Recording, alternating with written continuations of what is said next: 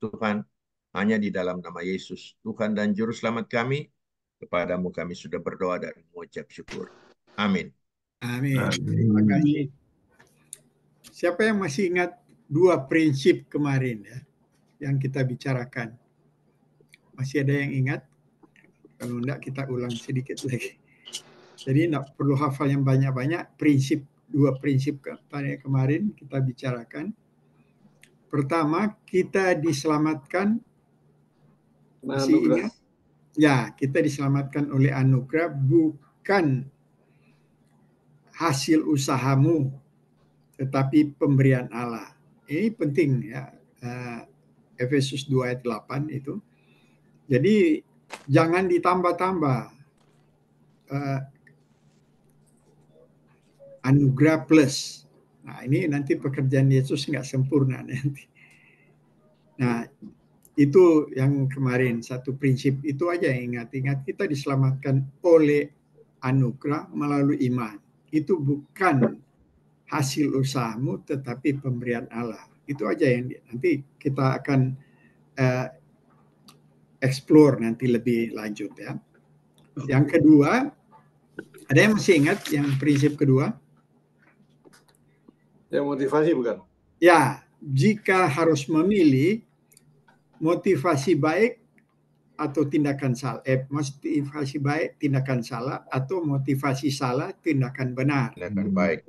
Ternyata yang kita harus pilih motivasi salah tapi tindakan yang benar. Ya, itu kalau harus memilih.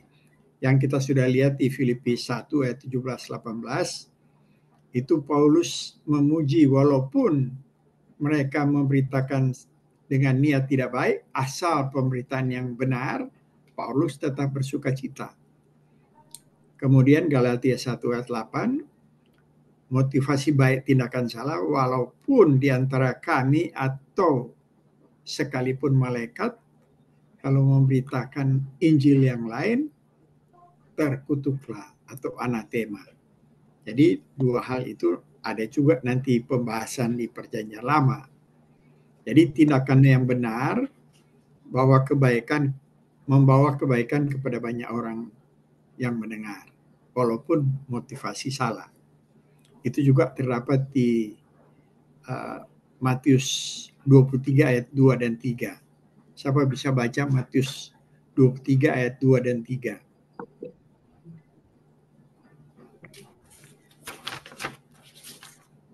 Matius 23 ayat 2 dan 3. Ahli-ahli Taurat dan orang-orang Farisi telah menduduki kursi Musa. Sebab itu turutilah dan lakukan segala sesuatu yang mereka ajarkan kepadamu, tetapi jangan kamu turuti perbuatan-perbuatan mereka, karena mereka mengajarkannya tetapi tidak melakukannya. Ahli-ahli Taurat ini pengajarannya luar biasa karena mereka hafal dari titik koma itu Perjanjian Lama, tapi jangan ikuti kelakuan. Jadi motif mereka tidak baik, tapi Tuhan Yesus bilang dengarkan mereka, tapi jangan ikuti perbuatan mereka. Nah, oleh karena itu 2 prinsip ini yang kemarin kita dapati di pengajaran, ada yang salah walaupun orangnya baik, ya kita harus tolak. Itu prinsip ya.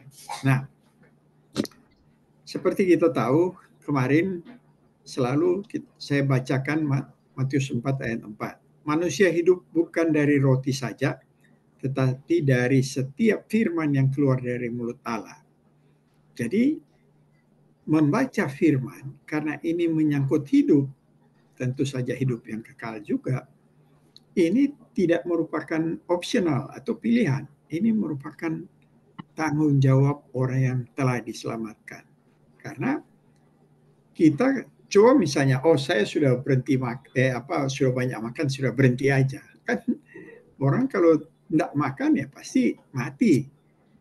Pertama ada problem, terutama kita yang sudah sering mendengar, itu ada istilah ya, formality breeds contempt. Artinya begini, ini ungkapan ya, formality breeds contempt. Jadi terlalu familiar akan menghasilkan pelecehan atau tidak hormat atau jadi begini. Banyak di daerah-daerah Kristen yang sering mendengar, sudah sering ke gereja, sering apa, ya sudah sangat familiar. Buat apa lagi belajar? Nah ini bahaya. Misalnya ya, pernah selalu Yoke bilang mak-mak yang di ujung-ujung kampung itu, di kampung-kampung. Kalau dengar sekarang lembaga Alkitab, dia ada istilahnya PBA, pembaca PAB, pembaca Alkitab baru. Mereka mendidik orang-orang yang di kampung yang susah untuk membaca Alkitab. Nah, mereka begitu giat sekarang mempelajari Alkitab. Dari GRII kirim 1.000 orang ke seluruh pelosok, bukan hanya di kampung-kampung, masuk ke pelosok-pelosok untuk mendidik orang mengerti firman. Nah, kita yang di kota ini sudah sangat familiar dengan firman. Saya sudah cukup, saya sudah selamat.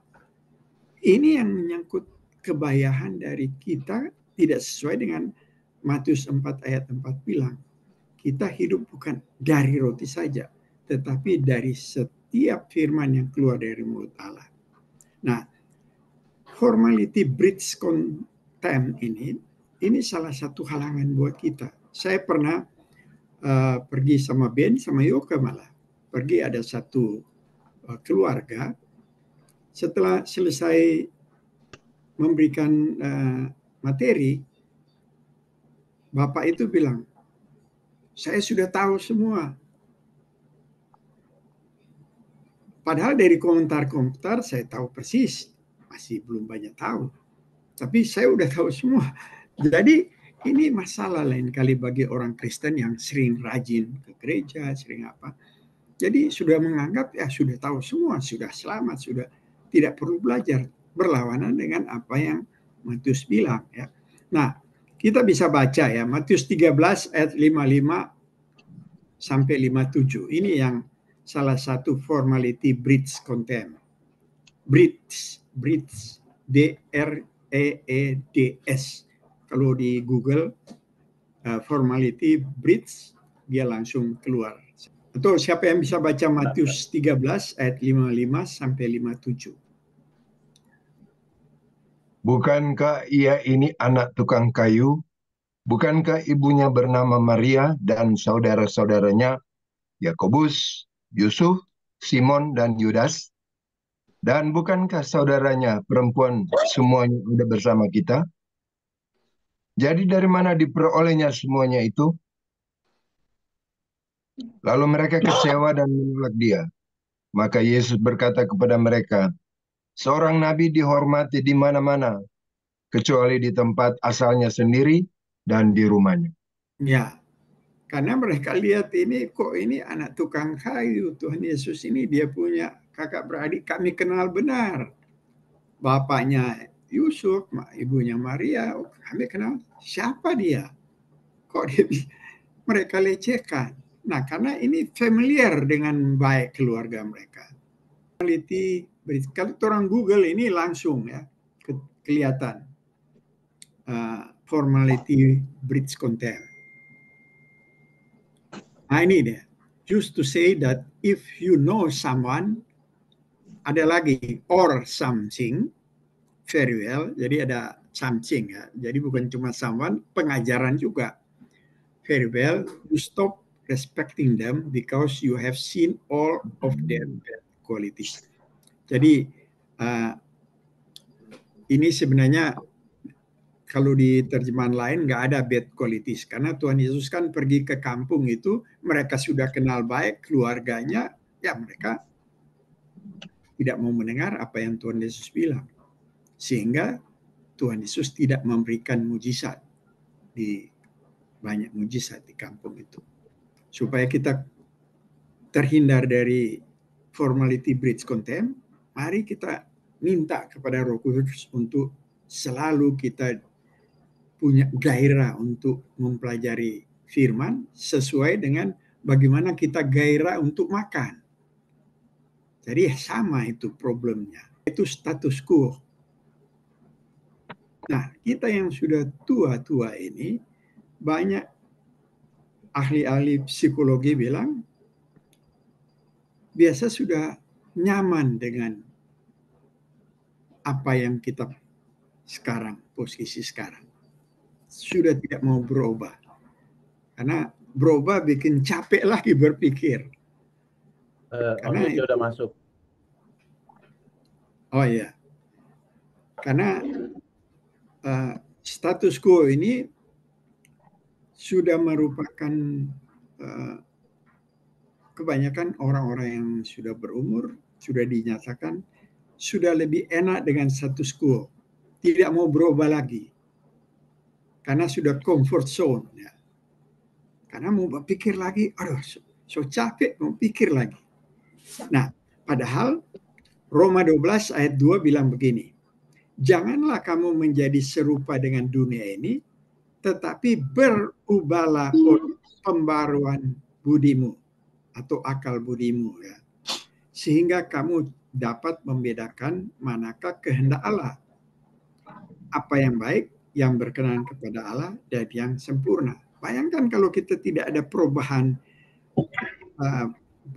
akal budi, di sini dibilang nanti kita tidak mengerti kehendak Allah, apa yang baik, yang berkenan kepada Allah, dan yang sempurna. Tapi kalau kita ada perubahan akal budi yang tadinya stuck, ya kita harus berubah, dibilang di Roma 12 ayat 2 ini ya. Supaya kenapa kita harus ada perubahan di akal budi? Sehingga kamu dapat membedakan manakah kehendak Allah di akal budi, sehingga kamu dapat membedakan manakah kehendak Allah, apa yang baik, yang berkenan kepada Allah, dan yang sempurna. Bayangkan kalau kita tidak ada perubahan akal budi, status quo aja terus. Ini kan tidak akan mengenal kehendak Allah. Nah, ini dua problem kita ini perlu kita atasi dengan selalu mohon kepada Roh Kudus. Karena kalau kita tetap di sini berlawanan dengan apa yang dianjurkan oleh Alkitab. Karena kita sudah diselamatkan, diminta kita mari. Selain Matius 4 ayat 4, ada lagi Yohanes 4 ayat 24. Jadi ini Tuhan Yesus bertemu dengan seorang wanita yang orang Samaria di di sumur. Nah, salah satu apa yang Tuhan Yesus bilang, Yohanes 4 ayat 24 ini ya. Allah itu roh, dan barang siapa menyembah Dia harus menyembahnya dalam roh dan kebenaran. Nah, jadi siapa yang menyembah Dia? Allah itu roh, dan barang siapa menyembah Dia harus menyembahnya dalam roh dan kebenaran. Nah, ini penyembahan Allah Tritunggal. Kenapa kita tahu Allah Tritunggal? Saya bacakan ya. Yohanes, atau siapa yang bisa baca Yohanes 4 ayat 23?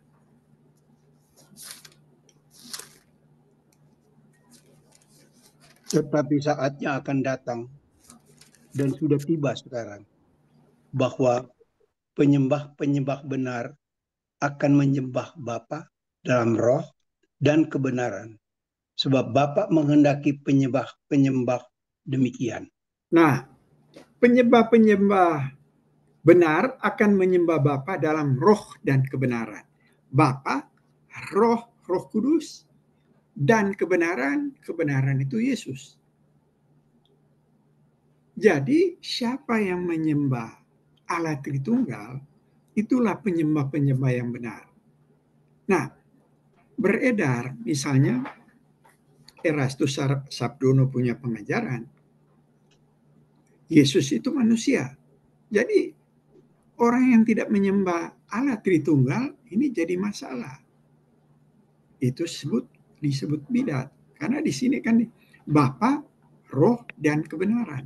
Bapa, Roh Kudus yang akan mengantar kita dalam pemahaman melalui kebenaran firman Tuhan.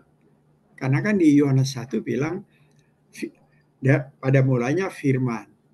dan firman itu bersama-sama Allah, dan firman itu adalah Allah. Kemudian firman menjadi manusia. Nah, firman itulah kebenaran yang kita pelajari. Jadi penyembah yang benar adalah menyembah Allah Tritunggal melalui Roh Kudus yang menerangi kita, dan Roh Kudus tidak bisa bekerja tanpa firman. Jadi ini sangat-sangat berkaitan. Jangan sampai kita jatuh kepada formality bridge content. Wah, saya sudah 50 tahun saya mendengar firman. Saya sudah tamat, sudah beres, sudah. Ini bahaya karena tidak sesuai dengan apa yang firman katakan. Kedua, orang senang dengan status quo. Karena barangkali sudah umur, ya buat apa lagi orang mau ada perubahan cara berpikir. Karena dan apa yang disebut, yang diambil dari Google itu yang diterjemahkan bahwa keakraban itu mendatangkan kejijikan. Menurut Google dia katakan begitu. Memang sifat anggap enteng ini yang susah sekali yang ada orang alami. Anggap enteng karena tahu latar belakangnya dalam hubungan kekeluargaan, dalam hubungan pertemanan, itu seringkali terjadi. Saya pernah mengalami bagaimana kami mencoba melayani majelis gereja di Gemim, di Minahasa. Orang buka Alkitab, bilang, Om, saya masih sekolah waktu itu.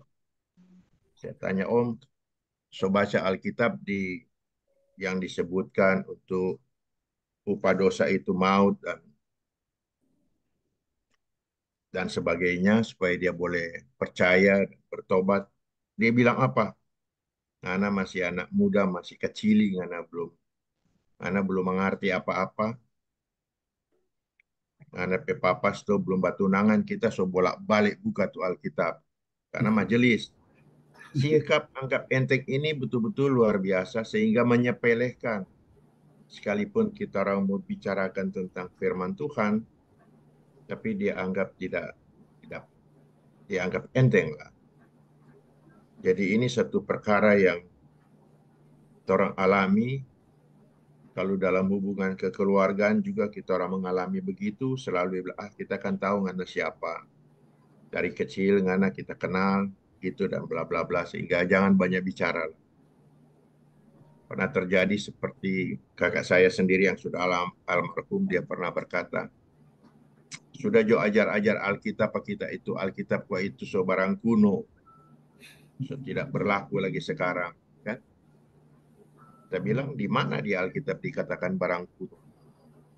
Itu karena dia tahu hubungan kekeluargaan, ya dia tahu juga mungkin orang punya kenakalan waktu kecil, jadi untuk membicarakan tentang kebenaran ya, susah. Penyalahgunaan pengertian daripada yang dikatakan oleh Yohanes, yaitu Allah itu roh dan kita harus menyembah dengan roh. Nah, penyalahgunaan pengertian itu yang dikatakan oleh kaum karismatik. Nah itu kan di Alkitab, mereka katakan, itulah di Alkitab dikatakan Allah itu roh dan harus menyembah dengan roh, dan pengertian roh mereka itu adalah bahasa roh atau bahasa lidah. Jadi begitu sempit pemahamannya. Oleh sebab itu mereka menekankan mesti berbahasa lidah atau berbahasa roh menurut versi mereka. Nah hal-hal seperti itu kalau kita tidak mempunyai pemahaman yang benar, kita orang sulit untuk bagaimana memberi jawab, untuk membimbing atau mengarahkan atau menjadikan mereka percaya dengan sungguh-sungguh. Kita bersyukur melalui diskusi Zoom ini kita orang banyak membahas, sehingga itu refleksinya di dalam orang punya kehidupan, orang boleh mempergunakan kesempatan untuk menjadi lebih aktif karena sudah memiliki dasar-dasar yang kuat untuk orang boleh menjadi pelayan yang baik, melayani yang baik. Ya, itulah yang kita orang harus menjadi pergumulan dalam kehidupan orang ini. Apalagi kalau sudah menghadapi orang banyak, keluarga ataupun pergaulan, di mana tentu ada sifat-sifat yang timbul, yang seperti yang diungkapkan melalui Google itu, ya, familiarity itu yang artinya menganggap enteng lah. Nah, kita percaya bahwa semakin lama kita orang akan semakin lebih paham, sehingga ini boleh menjadi lebih orang mengerti dan dapat memberi jawab kepada mereka yang membutuhkannya. Kalau sudah tua, itu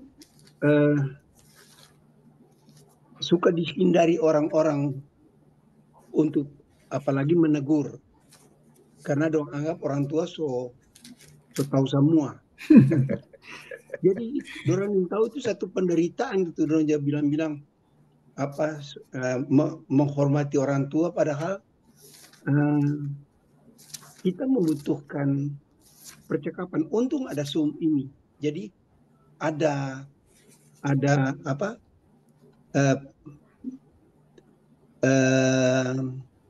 stimulan untuk kita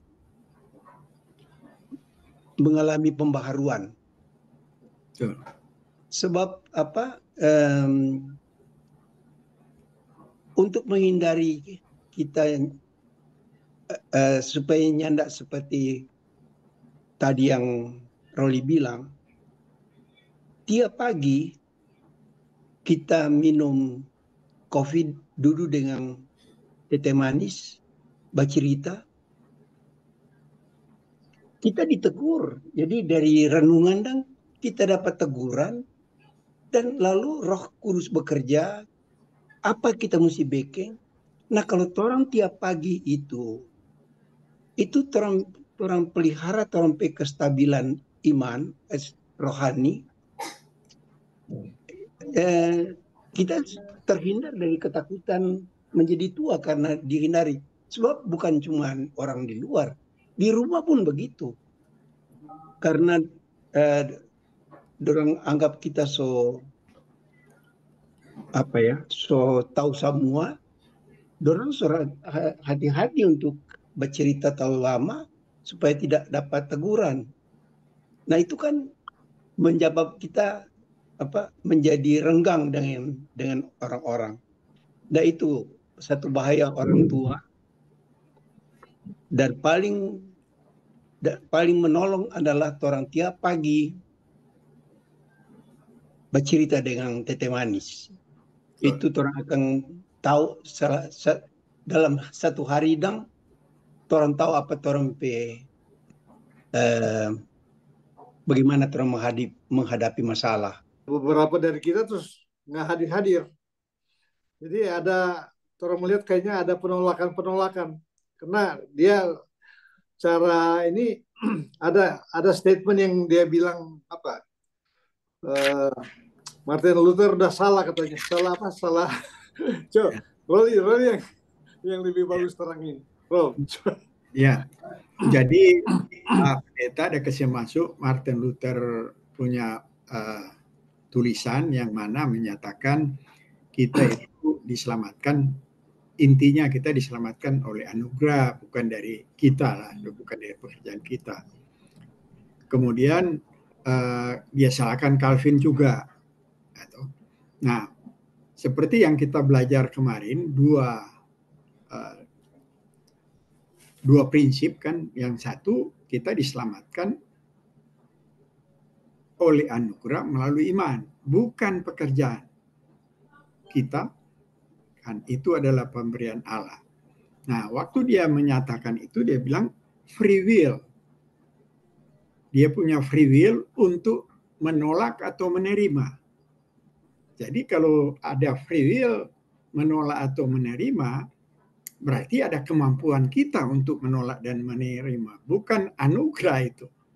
Kalau kita menolak atau menerima, ya, itu. Jadi itu bertentangan dan dia menyatakan itu salah. Nah, sampai ada perdebatan yang cukup panjang, tetapi akhirnya karena ini tidak bisa ketemu, jadi seperti dua garis lurus, sedangkan kita kan sudah sepakat yang mana kita ini orang yang dari karena reform itu dari menghadirkan Gemim. Jadi reform dari Belanda utus menjadikan Gemim. Kemudian datang ke Jakarta jadi GPIB sampai bangunan-bangunan Belanda masih ada. Misalnya di Immanuel, di Gereja Tugu di Tugu kalau nggak salah, di Gereja Ayam di itu. Nah, kemudian juga dari GKI itu reform. Nah, kemudian di sini Presbyterian reform. Nah, jadi kita mempelajari dari reform. Kalau dia punya pelajaran itu sangat berbeda. Nah, itu yang prinsip kedua yang tadi ya. Kita punya prinsip yang kita pelajari kemarin kan. Jadi prinsipnya begini. Kalau ada pilihan motivasi baik, tindakan salah, atau motivasi salah, tindakan benar. Nah, orangnya baik, tetapi tindakannya salah, berlawanan dengan apa yang Paulus ajarkan. Nah, seperti Petrus bilang di 2 Petrus, kalau kita baca 2 Petrus 3 itu dia bilang, saudara kekasih kita Paulus menulis surat banyak yang sulit.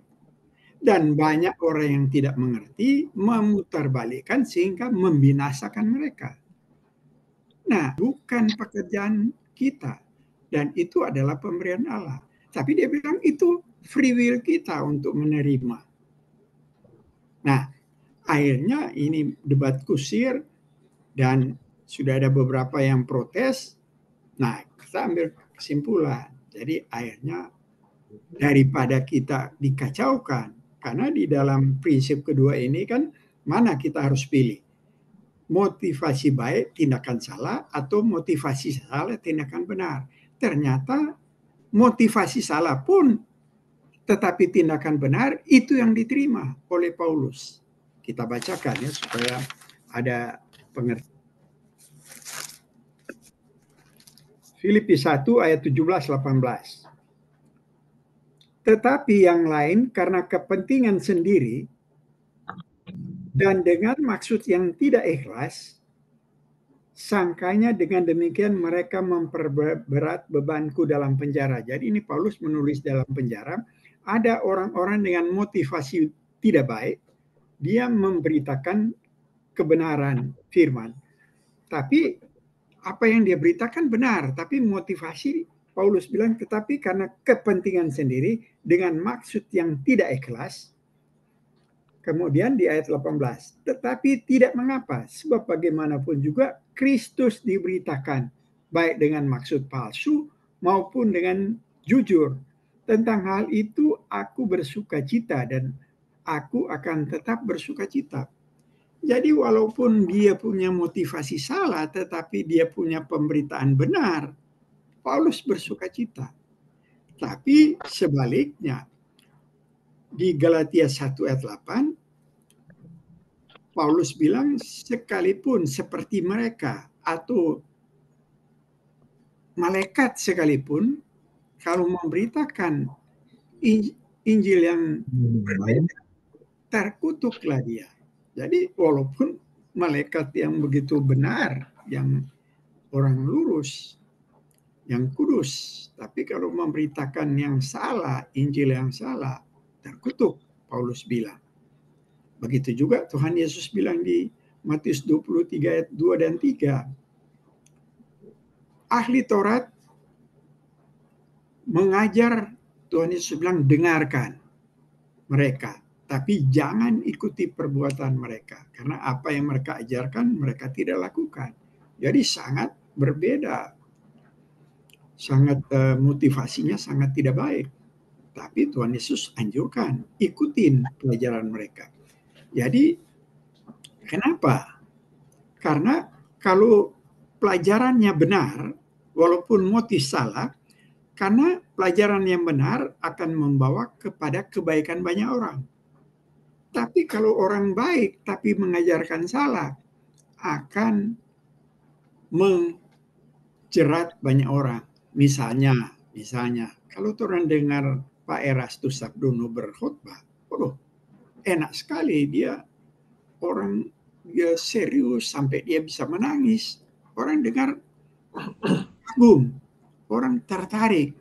Tapi apa yang diajarkan kan Yesus masa bukan Allah, tapi manusia yang diangkat menjadi Allah. Kan menjebak begitu banyak orang. Dan ini pernah terjadi di kantor kita. Waktu saya kantor di Jakarta. Jebak tahu, Hari tahu ceritanya.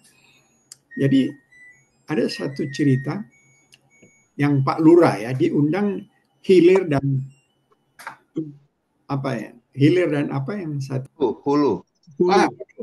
Nah, Pak Lurah ini di tengah. Dia diundang 2 untuk ada pembukaan pesta begitu, karena dia lurah dia harus pimpin. Nah, dia pergi ke hulu. Semua dekat, dia bilang, jangan-jangan makanan di hilir lebih enak. Padahal dia so dekat. Ya, dia kembali dia cepat-cepat ke hilir. Tahu-tahu pesta sudah ditutup karena so bolak-balik dia tutup. Karena so tutup, dia cepat-cepat lagi ke hulu karena dia siapa tahu so tutup lagi. Jadi dia tidak dapat dua-dua. Nah, pernah kejadian di kantor ada satu laki dan perempuan. Cewek yang dia pacaran yang ke Cirebon itu putus, yang cewek yang baru pun itu putus. Jadi 2 nggak dapat. Nah, begitu juga kita pelajaran, kalau berbeda, kita nggak ada pendirian. Mau pegang yang mana? Mau pegang yang satu, berlawanan dengan yang satu. Jadi, ya kita harus ambil keputusan. Perkumpulan yang baru kan harus menyesuaikan diri kan. Ini langsung bilang ini salah. Kita jadi bermasalah. Ya, masalah untuk jangan di dalam satu kelas 2 orang mengajar. Gimana saja Anda akan mau. Misalnya ada orang pendeta sini GKA, Gereja Kasih Anugerah, tidak mungkin dia mau membiarkan orang mengajar mau pimpin di gereja itu yang berlawanan. Misalnya kalau nggak tahu mau pilih yang mana, sana salah, ini benar, akhirnya nggak dapat apa-apa. Padahal kita harus punya pendirian. Kalau orang pilih misalnya Pentakosta, no problem. Saya di sini istri Katolik, nggak ada problem. Karena masing-masing pilih. Tapi kalau mau 2 campur, jadi masalah. Mau dengar yang mana? Jadi saya juga kasih pilihan. Kalau ini mau diteruskan, silakan. Tapi semua kesepakatan oke. Kita terus aja sesuai dengan kesepakatan pertama. Supaya nggak rancu. Itu kira-kira. Yoce ada pendapat kira-kira bagaimana? Ya, makasih. Maaf telat. Tadi masuk susah. Ya. Kalau kita prinsip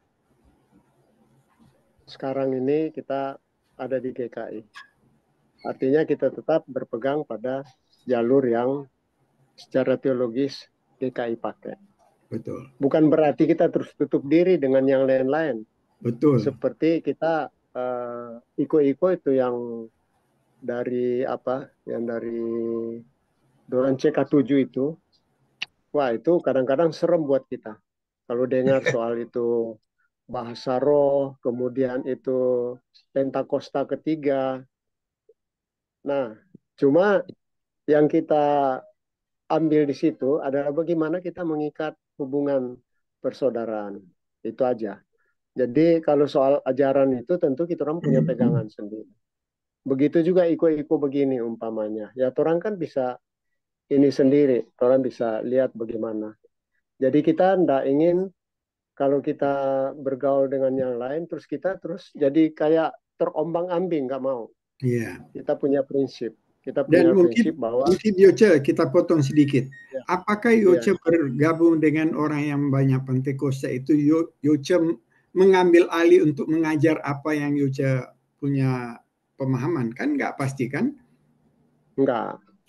Ya memang karena kita kan paling kalau ada kesaksian, jadi pernah sama teman, sama-sama kita di GKI, terus pada waktu break room itu, nah itu di situ dia tegas bahwa kita itu tidak ada Pentakosta ketiga. Itu wah tegas sekali dia. Jadi bahasa roh juga nggak ada. Jadi memang dia keras sekali dia, keras sekali. Ya, cuma kalau kita kan nggak bisa begitu karena mereka sudah punya pegangan. Ya paling mereka udah, waduh itu udah memang mendarah daging kalau kita lihat. Iya, sampai mati dorang tetap begitu. Iya, udah susah. Sekarang si Pak Niko itu mereka lagi di Amerika itu. Jadi ada 14 negara mereka mengikuti soal bagaimana itu Pentakosta ketiga. Dan mereka menggembar-gemborkan bahwa Pentakosta ketiga itu sekarang sedang melanda dunia. Jadi terjadi pertobatan, terjadi ini. Kita tetap nggak terpengaruh. Karena mereka punya pemahamannya seperti itu. Bagi kita cuma tahu Pentakosta adalah pada waktu menurut kita ya, dan yang diajarkan Pentakosta itu adalah pada saat Tuhan Yesus naik ke sorga, dia curahkan Roh Kudus, yaitu Pentakosta kedua ya. Nah itu yang kita pegang. Iya, Pentakosta kedua ya. Kedua, karena pertama itu kan waktu Yesus dibaptis ya. Ya, jadi itu yang kita pegang. Bahkan orang kan pakai itu pengakuan iman. Nah itu tidak bisa digoyahkan. Pernah juga kita ikut ada yang bilang orang sudah diampuni oleh Tuhan Yesus. Tidak perlu orang minta ampun lagi. Kita pertanyakan soal doa Bapa kami. Ya itu di doa Bapa kami bukan mengampuni dosa kami, tetapi mengampuni kesalahan kami. Ya artinya dia sudah anggap kita orang sudah diampuni, jadi tidak perlu lagi minta apa pengampunan dosa. Nah ini kan bertentangan, supaya kita enggak. Cuma kita tetap apa yang kita pegang kita tanya lagi. Jadi dan memang banyak sekarang di Indonesia ini dengan adanya Zoom ini, begitu banyak sekali yang kirim ke kita ini Zoom ini. Waduh, cuma ya kita untuk kadang-kadang kita ikut, kita lihat kalau memang terlalu ekstrim dan memang itu tidak ini, udah kita stop. Kadang orang menganggap orang serba bisa. Kalau kita memang mungkin ini menggelitik kita untuk kadang-kadang orang merasa bahwa orang sebenarnya tidak berguna. Padahal kalau kita selalu kita ambil yang positifnya. Kita ambil yang positifnya bahwa orang harus tetap belajar. Walaupun setua, orang harus tetap belajar. Cuma yang kita itu tadi, yang kita mau tanya, karena itu orang tadi berhubungan dengan Tuhan ya. Beribadah kepada Tuhan dengan roh. Bagaimana orang tahu bahwa orang itu sedang beribadah dengan roh? Hubungan dengan itu kira-kira bagaimana? Apa yang orang rasakan bahwa orang itu berhubungan dengan Tuhan dengan roh? Karena kan orang itu kira-kira bagaimana? Karena ini kita sendiri enggak. Bagaimana itu? Ya jadi, mungkin kita lakukan tapi kita yang tahu itu. Ya. Kira-kira gimana? Jadi ayat itu 40 Yohanes 4, 23 dan 24 yang menyatakan penyembah yang benar adalah menyembah Allah Tritunggal, Bapa, Roh, dan kebenaran. Nah, menyembah roh dan kebenaran artinya Roh Kudus yang akan memberikan pengertian kita melalui kebenaran. Kebenaran itu kan Kristus. Firman menjadi daging. Dan firman itu yang dipelajari oleh para rasul dan diberitakan. Nah, kita juga dilahirbarukan melalui Roh Kudus dan firman. Jadi kita itu menyembah Allah melalui Allah Tritunggal dan Roh Kudus yang sekarang berkarya sekarang, kan Yesus sudah naik ke surga. Jadi yang berkarya sekarang Roh Kudus yang ada di dalam diri kita masing-masing dialah yang memberikan iluminasi tentang firman yang kita pelajari untuk menyembah Allah Bapa. Itulah sebabnya Allah Bapa dan Yesus yang mengutus Roh Kudus kepada diri kita masing-masing untuk memberi iluminasi.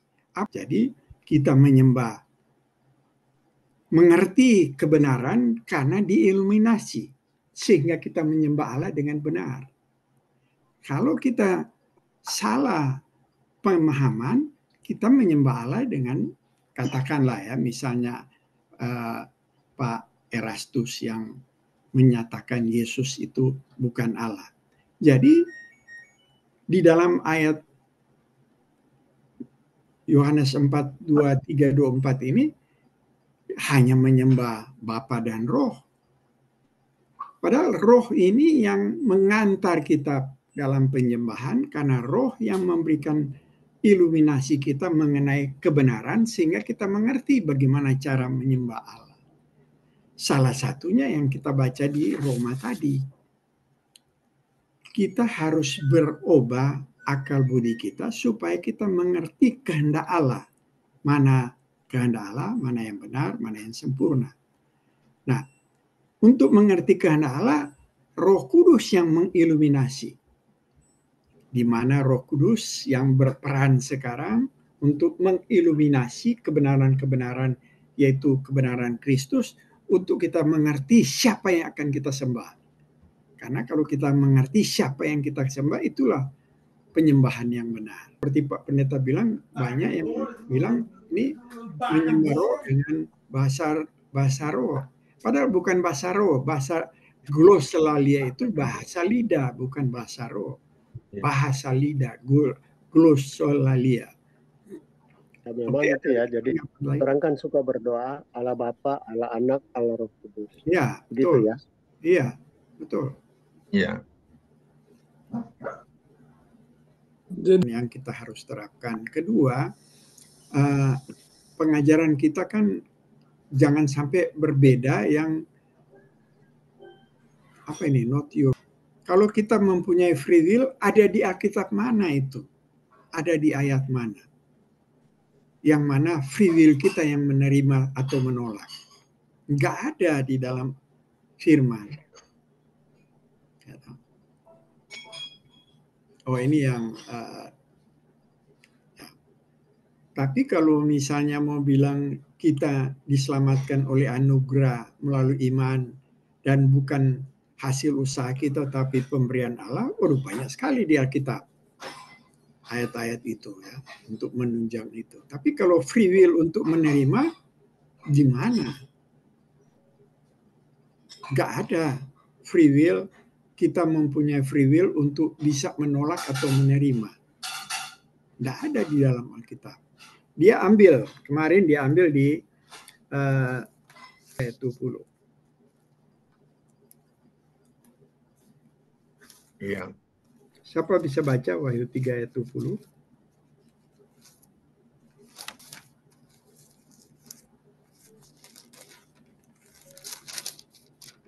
Lihat, aku berdiri di muka pintu dan mengetok. Jikalau ada orang yang mendengar suaraku dan membukakan pintu, aku akan masuk mendapatkannya dan aku makan bersama-sama dengan dia dan ia bersama-sama dengan aku. Nah, kalau kita baca ini, lepas konteks, hanya ayat ini, betul. Tergantung kita. Mau buka pintu atau kita tidak buka pintu. Berarti ada kemampuan kita untuk menolak atau menerima. Betul kan? Kalau hanya ayat ini kita baca. Lihatlah, Yesus berkata, lihatlah, aku berdiri di muka pintu dan mengetok. Jikalau ada orang yang mendengarkan suaraku dan membukakan pintu, aku akan masuk mendapatkannya dan aku akan makan bersama-sama dengan dia dan ia bersama-sama dengan aku. Kalau ayat ini saja betul kemampuan kita untuk membukakan pintu atau tidak membukakan pintu. Jadi ada kemampuan kita. Cuma kita harus baca. Ini Tuhan Yesus membicarakan untuk memperingati 7 gereja. Salah satunya jemaat di Laodikia. Ini yang konteks itu. Jadi ini orang yang sudah percaya. kan gereja, orang yang sudah percaya cuma suam-suam. Kan di ayat 16 dia bilang, dari karena engkau suam-suam kuku dan tidak dingin atau panas, aku akan membuntakan engkau dari mulutku. Itu ayat 16. Baru di ayat 20, aku berdiri mengetok pintu, barang siapa. Ini pertobatan. Kalau Anda ada pertobatan, aku akan datang bersama engkau makan bersama. Tapi ini tidak membicarakan orang yang tidak percaya untuk menerima atau menolak. Seperti Rolly, istrinya Katolik. Saya kawin dengan istri saya, Gemim Tulen, 200%. Jadi waktu di Jakarta, maksudnya di Surya Kasih, di Pondok Kopi. Segereja dengan abangnya Pendeta Timi, Denny. Padahal saya orang baptis. Saya orang baptis. Tetapi karena kawin dengan istri Gemim, yang masuknya juga di GPIB. Nah, cerita yang saya bilang bertolak belakang dengan John seperti ini. Waktu kita masih baru sekali, 2 kali datang, udah dicium. Oh, ini orang baru. Diselidiki. Akhirnya pendeta dari mimbar, teriak dari mimbar. Keluarga Karinda Palandeng, pindahan dari gereja Paulus. Nah, saya sebagai orang baptis, apa saya mau tentang itu? Saya mesti datang ke depan, bilang, pendeta, kita orang baptis, kita cuma TPB ini yang GPB. Nah, kita terima karena apa? Kita mau kawin dengan istri kita orang GPIB, ya kita terima. Kita ada di bawah atap gereja GPIB.